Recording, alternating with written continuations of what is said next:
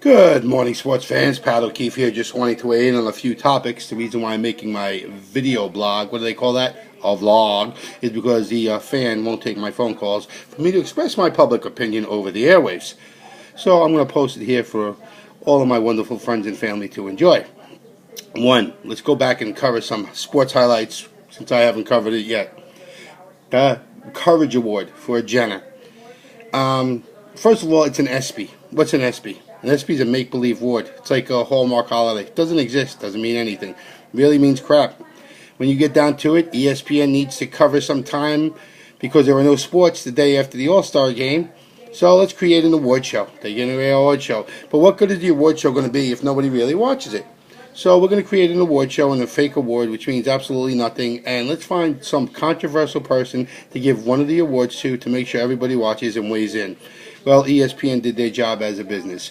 The two people that most people spoke about for the courage was either Jenna, who became a transgender, and A-Rod, come back from the steroids. Well, both self-inflicted. I don't want to say becoming a transgender is self-inflicted. It's what the person felt they needed to do. That's fine. Whether that's your idea of courage, it don't matter, because an ESPY doesn't matter. Because if I gave you an ESPY, you couldn't even get on the bus without the bus fare.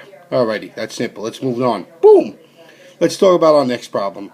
The Deflategate and Greg Hardy.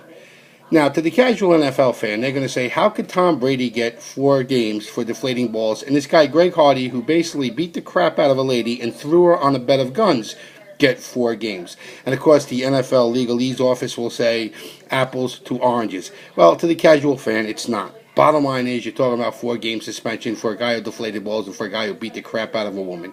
Now, what helps Greg Hardy's case is the woman has never come forward. Obviously, she was paid off and she has moved on. So there is no real evidence or hard evidence like a video like the poor Ray Rice guy got to show what an animal this guy Hardy was. Alrighty? The fact that he's a defensive lineman shows you the very nature of the beast, that he is an animal. But to the casual fan, I don't care about apples to oranges or anything else.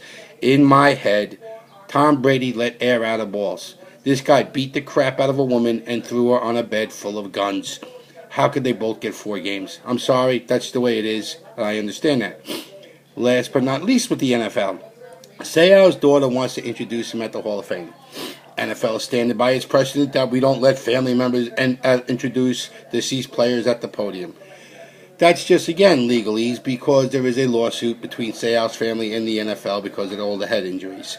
So the NFL is doing what we would call a COYA, whatever, CYA, cover your ass, and they're not allowing her to the podium because in the court of law that'll be used as that they recognize the fact that they were responsible for this, poor young man taking his life.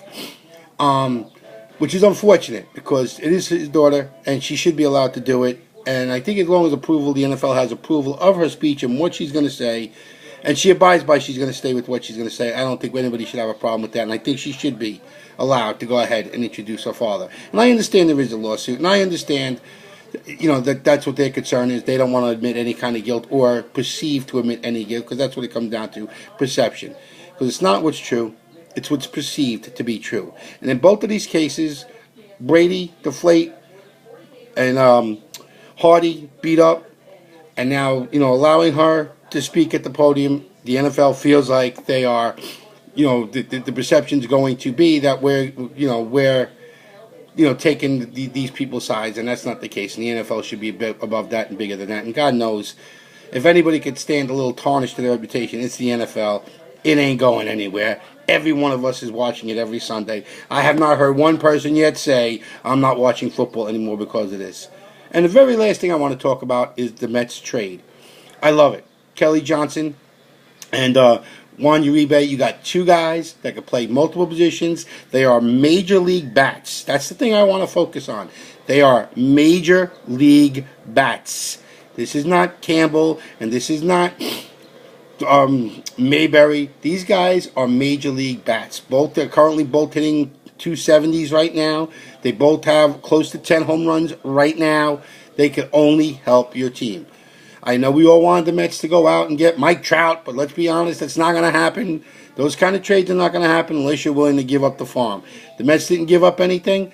They went out and they got themselves 2 major league bats. I think they are immediately contenders. Immediately. craziest stat, I think.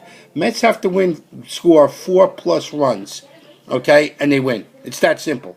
That pitching staff, all you need is 4+ runs. If they were already averaging close to 2, these guys got to get them close to 2. Then you get this kid Conforto, and then you get Denard back. Now all of a sudden you got a couple little pieces there. We know Murphy could hit. I don't care what it says. Flores could hit. Duda. Maybe when Duda's surrounded in a better lineup, maybe he starts to hit again. All right, Kadayer's a bat off the bench. Unfortunately, that's the reality. He's older, and unfortunately, he wasn't a good fit. And then you got David Wright coming back. You're a contender. Those 3 young arms put you in contention, especially in a short season playoff. That's all you got to get to. You just got to get to the dance. Doesn't matter who you go to the dance with. You just want to walk through that door. And that's all I got. I'll see you guys next week. I have to go to work now and roll tables and clean bathrooms. Bye.